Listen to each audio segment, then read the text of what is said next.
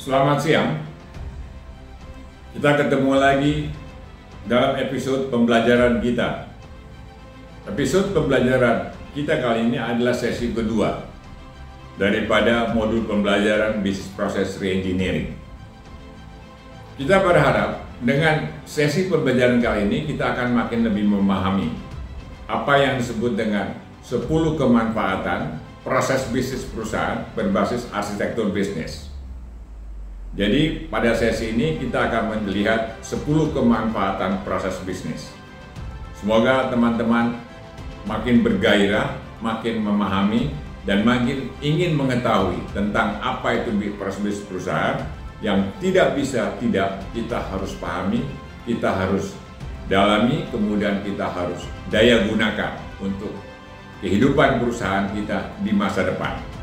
Proses bisnis perusahaan itu dimulai dengan yang disebut dengan perancangan proses bisnis perusahaan berbasis arsitektur bisnis. Ini kebetulan memang saya yang menemukan, kemudian menjadi hak cipta saya, dan kemudian menjadi paten saya. Setiap perusahaan itu pasti memiliki, di sini ada diagram yang teman-teman bisa lihat. Yang pertama adalah misi, nilai dan visi perusahaan. Kemudian di bawahnya kita akan lihat yang disebut dengan penawaran nilai perusahaan, atau di dalam bahasa Inggris suka disebut customer value proposition, penawaran nilai perusahaan kepada pelanggannya. Produk dan jasa yang memiliki keunggulan daya saing yang berkelanjutan. Ini adalah menjadi basis setiap perusahaan. Kalau jasa dan produknya tidak memiliki keunggulan daya saing, jangan berharap kita akan memperoleh keberlanjutan atau keberlangsungan sebagaimana seharusnya yang dilakukan oleh setiap perusahaan.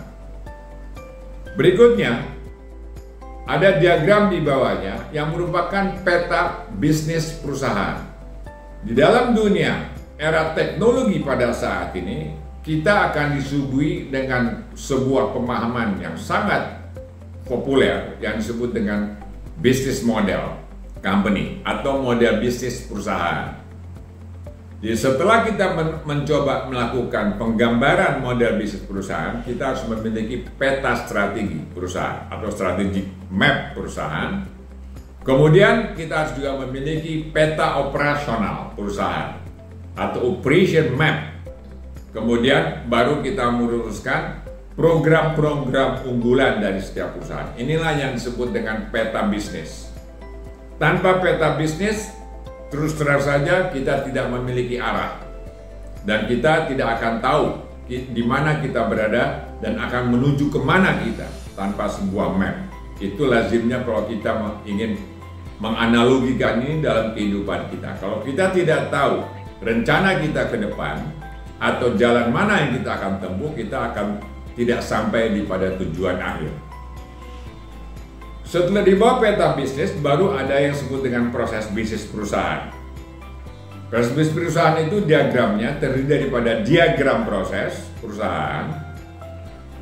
Kemudian ada yang disebut dengan proses unggulan perusahaan, rancangannya. Lalu kemudian ada yang disebut dengan matriks proses unggulan perusahaan, yang merupakan mata rantai atau rangkaian activity, sehingga dengan demikian setiap activity terpetakan dalam sebuah peta proses, sehingga dengan demikian akan mudah ditelusuri, kemudian mudah akan dikendalikan, dengan demikian pula mudah untuk diperbaiki kalau terjadi apa-apa. Inilah yang disebut dengan perancangan proses bisnis perusahaan.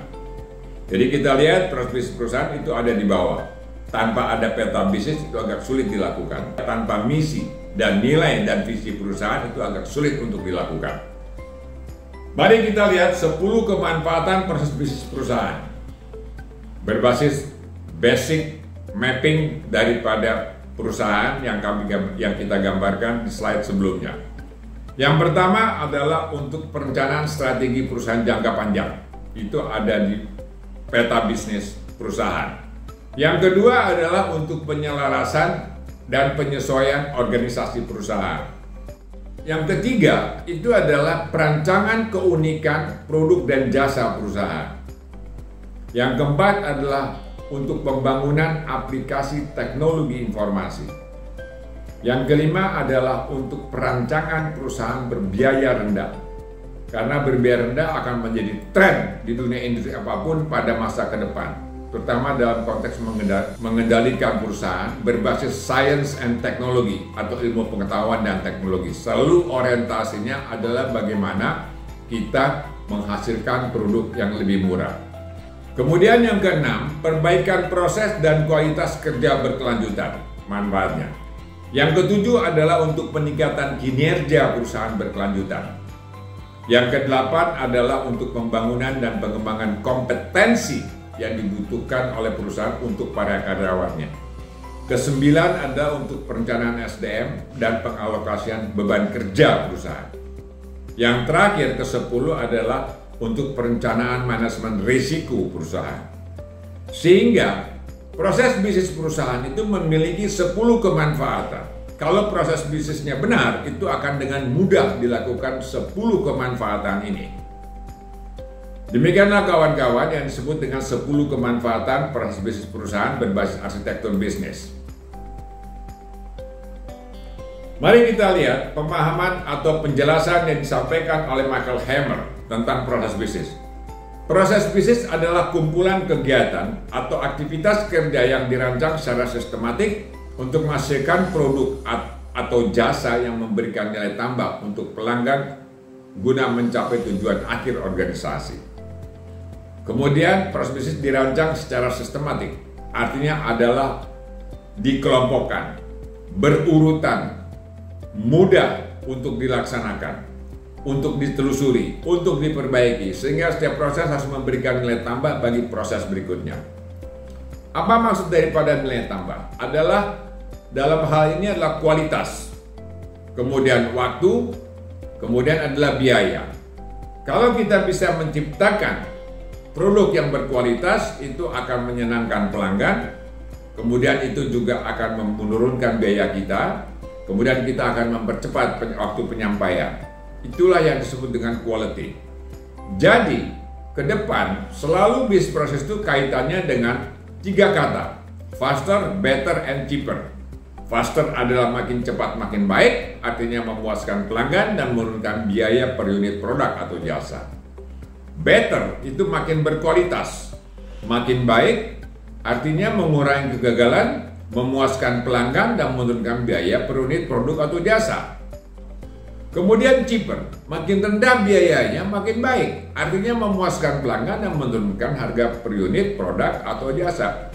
Kita lihat ketiga tujuan daripada atau ketiga kata-kata faster, better, dan cheaper ini ujungnya adalah menurunkan biaya jasa atau pembuatan produk kita per unit. Itu yang harus dipahami oleh setiap kawan-kawan. Nah, sekarang apa yang dikatakan oleh Edward Deming di dalam filosofinya yang disebut dengan Edward Deming 14 Point of Philosophy. Ada di poin ke-14 dikatakan perbaiki setiap proses kerja. Jadi Deming yang merupakan guru orang-orang Jepang sejak tahun 60-an sudah menyatakan secara jelas dalam filosofinya, mengatakan pertama, merancang proses kerja di seluruh bagian dalam perusahaan, mulai dari perencanaan, produksi, penjualan, sampai pelayanan kepada pelanggan. Kemudian Deming mengatakan, memperbaiki terus-menerus terhadap setiap permasalahan yang muncul dalam proses kerja perusahaan, terutama yang terkait dengan kualitas dan produktivitas. Hal ini akan menurunkan biaya perusahaan. Kemudian secara keseluruhan menjadi tanggung jawab strategis manajemen puncak perusahaan dan diwujudkan dengan program pendidikan dan pelatihan yang terus-menerus untuk meningkatkan produktivitas perusahaan. Nah, ini sangat-sangat berbeda sekali dengan ungkapan yang sering diungkapkan oleh para pelaku bisnis di Indonesia, terutama dari korporasi yang selalu berorientasi kepada standar, kemudian berorientasi kepada audit. Dalam dunia kerja, tidak ada standar yang berlaku selamanya. Dalam dunia kerja yang ada adalah apapun yang dihasilkan hari ini, itu selalu baik. Kemudian besok menjadi lebih baik, kemudian lusa menjadi lebih baik lagi. Akibatnya apa? Kita harus melakukan perubahan secara terus-menerus. Jadi, terus terang saja, konsep-konsep daripada GCG yang selalu mengatakan standarisasi dengan prosedur, sebaiknya itu ditinjau ulang untuk kedepannya. Karena pada dasarnya kalau kita hanya mengandalkan standar yang dibuat oleh orang yang mengerti, yang tidak mengerti cara bekerja di lapangan, cara bekerja di dunia pelaksanaan atau di dunia implementasi, itu apa akibatnya? Yang terjadi pertentangan antara para auditor yang menyelenggarakan audit terhadap terselenggaranya GCG dengan benar dan pelaku bisnis di lapangan. Ini secara jelas saya harus katakan, sehingga dengan demikian konflik-konflik ini jangan sampai menghambat daya saing kita di global. Dan saya berharap ini tolong dipahami oleh semua corporate man di Indonesia. Hal mendasar yang perlu dipahami dalam proses bisnis adalah make everything simple. Jangan bikin ribet. Itu menjadi patokan dari setiap konsep bisnis proses. Membuat proses kerja menjadi lebih sederhana. Kalau ada masih moto atau pameo dari para pelaku bisnis atau para birokrat, kalau bisa dibikin ribet, kenapa mesti bikin simple? Menurut saya saatnya orang itu sudah harus mulai disingkirkan dalam dunia profesional pada saat ini.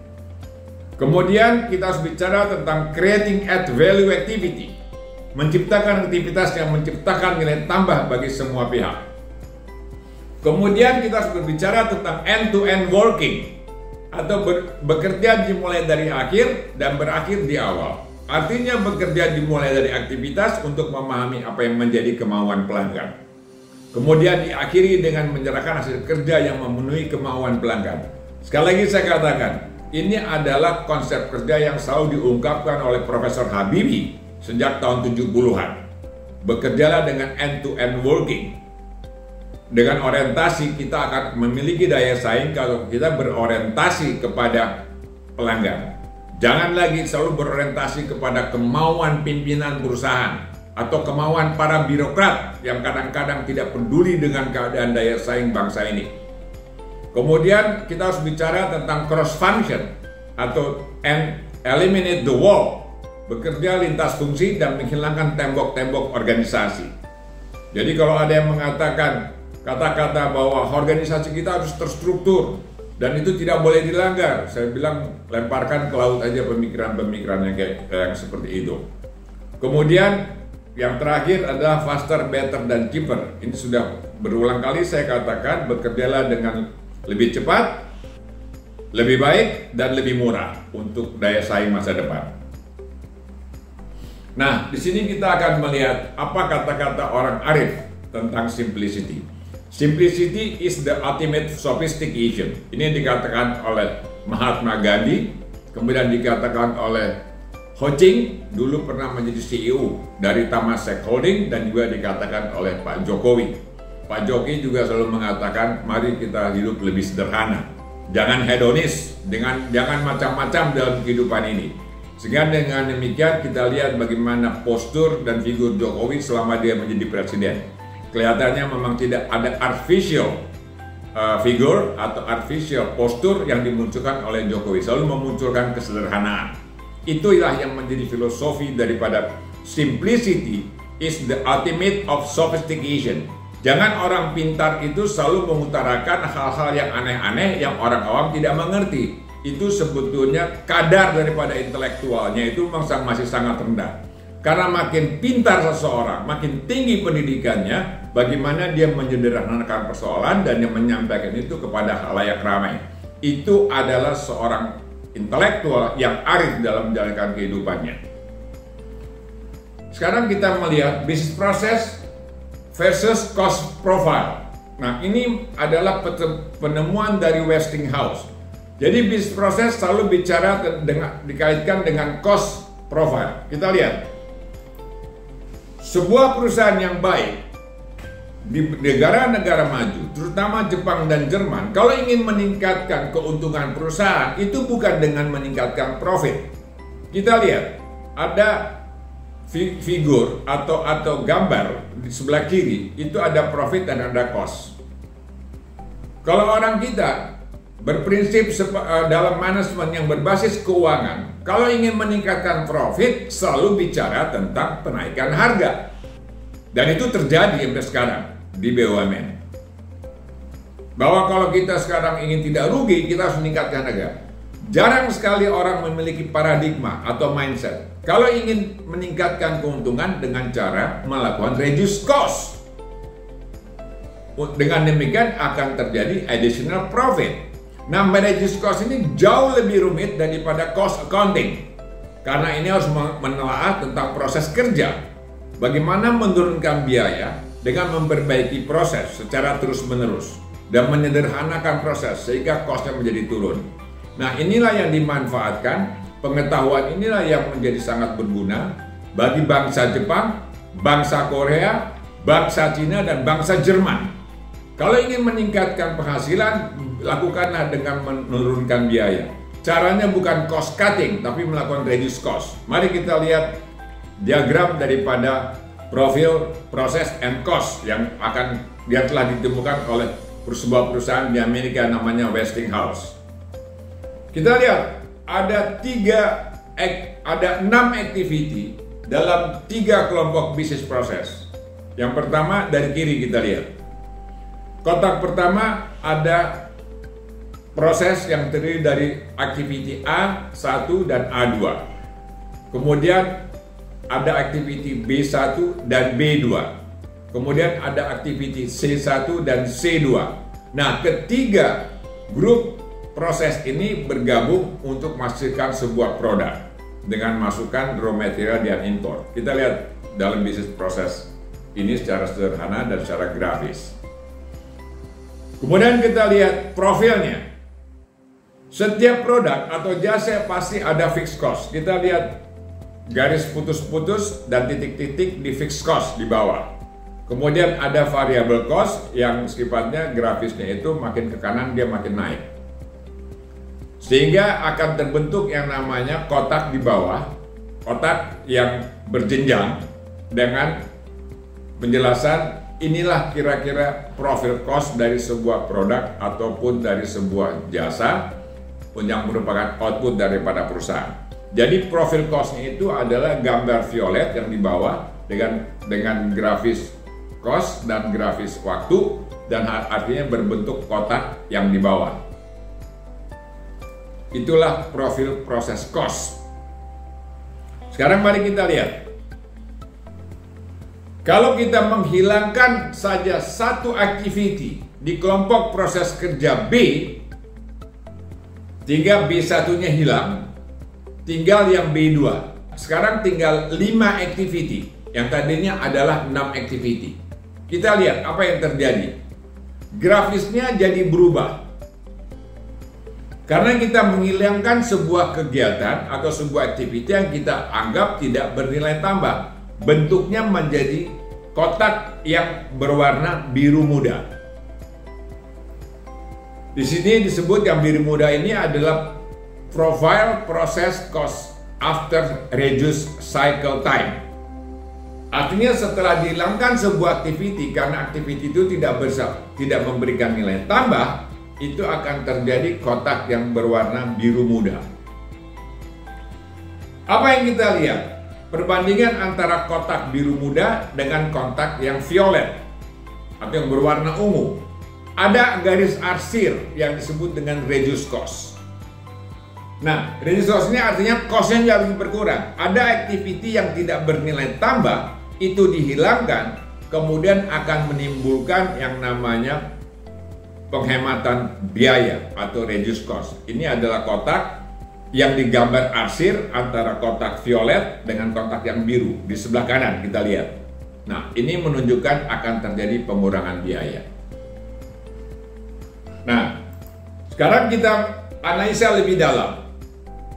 Kemudian sebetulnya juga terjadi peningkatan di kotak biru. Itu adalah ternyata ada garis biru di sebelah kiri yang grafisnya lebih tinggi daripada yang violet. Nah, ini adalah penambahan cost, adalah cost B.